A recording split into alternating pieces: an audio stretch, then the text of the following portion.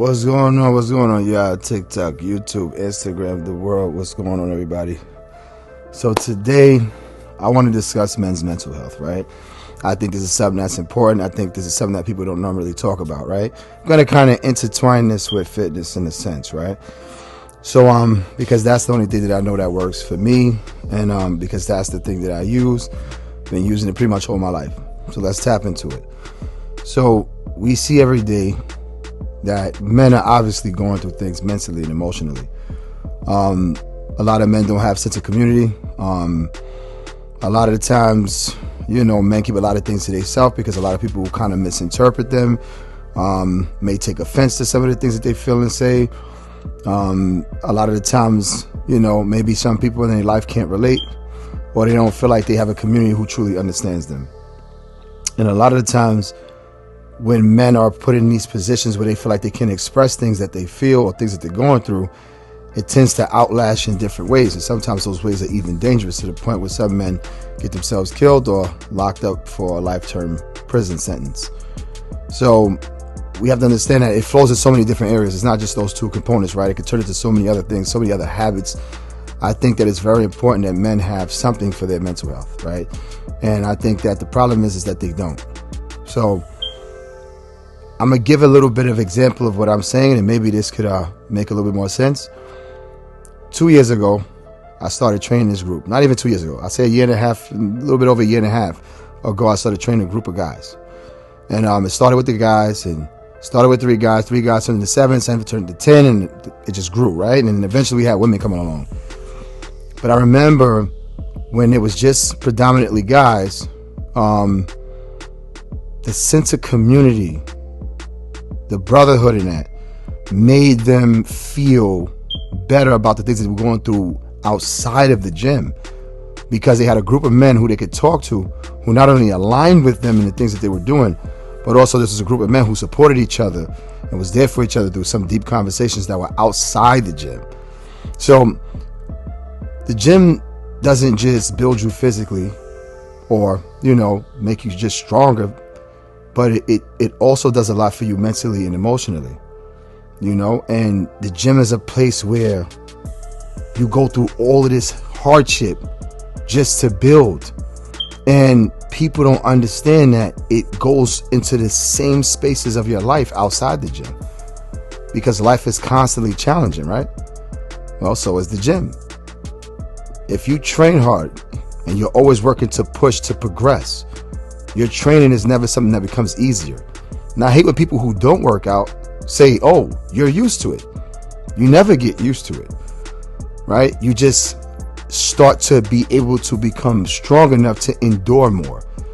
So the more you train your body, the stronger it becomes and the more pain it can go through in order to keep excelling.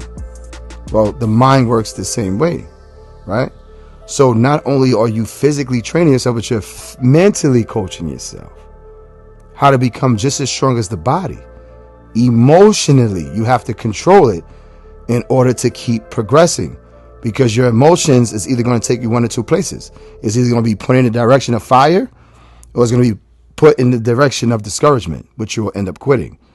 So if you can handle those things and progress to those high levels that most people want to get to, sometimes they never do, is because you have locked out something.